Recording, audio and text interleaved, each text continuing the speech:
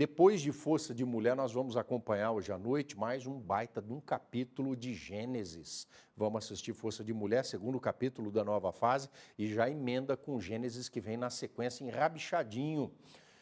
Na cidade de Cabralha Paulista, 2 anos atrás, um entrever, um forfé, um menino foi escanteado por 4 e apanhou. Covardes, não. Tiveram a coragem de quase o matar. O Wester Teodoro está há 2 anos vegetando sobre uma cama. E aqueles que quase o mataram, bem dizer, exterminaram as possibilidades de existência, é um quadro irreversível. E aqueles onde estão? Reportagem de André Cremonese e Alexandre Colim. O jovem, hoje com 23 anos, vive em estado vegetativo. Ele só pode ser alimentado por sonda, graças à Prefeitura e ao Estado, que fornecem alimentação e insumos, e principalmente aos cuidados da mãe. O Wester é muito bem cuidado. A dona Elza anulou a própria vida pelo filho.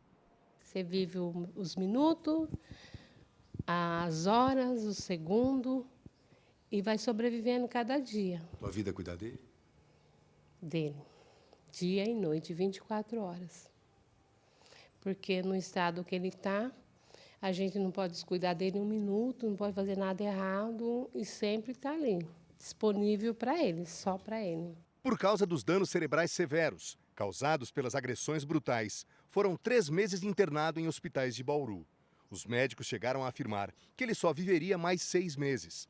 Já se passaram 2 anos, desde que o jovem, na época com 21 anos, que trabalhava com tecnologia da informação, numa grande empresa de telemarketing com sede em Bauru, foi covardemente agredido.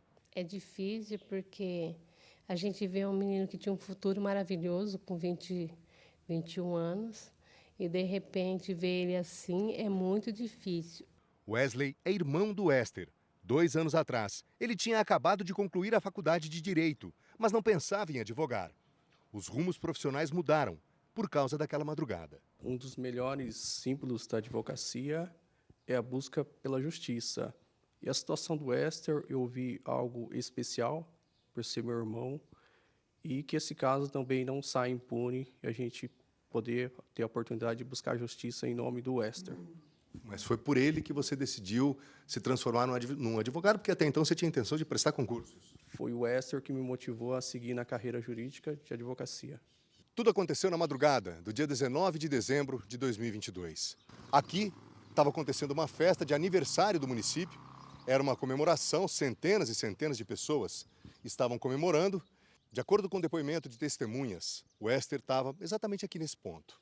A festa estava acontecendo e aí, num certo momento, o João, que seria o namorado de uma moça com quem o Wester teria ficado naquela noite, ele seria ex-namorado dessa moça, o João veio até o Wester para tirar satisfação. Ele veio acompanhado do irmão, o Wilson. E aí a confusão já começou naquele momento e o Wester começou a ser agredido ali. Segundos depois, outros 2 homens se aproximaram. E foram esses 2 homens que teriam derrubado o Wester no chão. Indefeso, ele acabou sendo espancado violentamente com golpes, principalmente no rosto e na cabeça. Como é que foi? Você lembra dessa cena? Lembro. Eu lembro que eu havia me separado do Wester, fui ao banheiro. Quando eu voltei, eu vi um princípio de briga. Tinha umas pessoas agredindo. Naquele momento você não imaginou que era teu irmão? Não, de forma alguma. A gente nunca ia imaginar que era meu irmão. E quando eu peguei o celular para ligar para o Wester, vamos embora, né? Começou a sair briga. Quando é um menino alto, eu me deparei que era o Wester que estava sendo agredido. Você viu de longe que era o teu irmão? Vi daquela esquina, eu estava ali, eu vi o pessoal agredindo ele. Ele foi cercado? Sim, uma roda de pessoas dando soco, pontapé nele. A única reação que eu tive foi correr e puxar uma das pessoas. Foi quando outras pessoas aglomeraram e começaram a derrubar o Wester e chutá-lo. Na época eu havia ficado, pelo empurrão que eu tomei, eu havia ficado com a vista turva. Quando a vista abriu, a única coisa que eu vi é o pessoal correndo atrás dele, passando a perna dele e chutando a cabeça dele.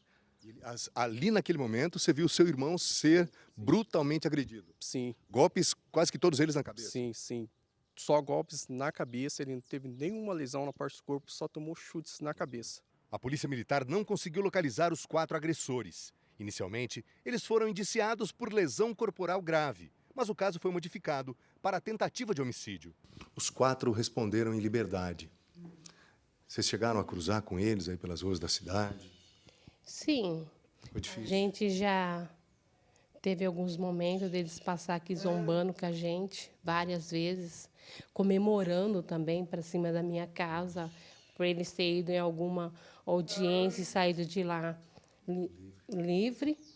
É doloroso para a gente ver isso, ao mesmo tempo a gente tem até pena deles, porque numa situação dessa a gente não pode zombar com ninguém, porque hoje é a gente, amanhã a gente não sabe. A gente fica muito triste. Agora, a justiça determinou. Os 4 vão a júri popular. O irmão advogado foi nomeado pela justiça como assistente de acusação. No tribunal do júri, que vai buscar a condenação dos agressores do Wester, ele vai auxiliar o promotor de justiça a convencer os 7 jurados. O objetivo é conseguir a condenação dos 4 homens que responderam pela tentativa de homicídio em liberdade. Até agora. Tem que ter um lado racional da advocacia, mas tem um lado sentimental do irmão. Como é que você concilia os dois? Sim, sem dúvida, separar o lado emocional e o lado jurídico é muito difícil. Mas as circunstâncias, tanto da prova e quanto do lado emocional, são muito evidentes, ainda mais se tratando de um caso de competência do tribunal do júri, onde que a emoção também gera comoção e receio na sociedade que esses casos não vinham a acontecer novamente. E você vai ver esses 4 homens sentados nos bancos dos réus, porque são 4. Como é que vai ser isso?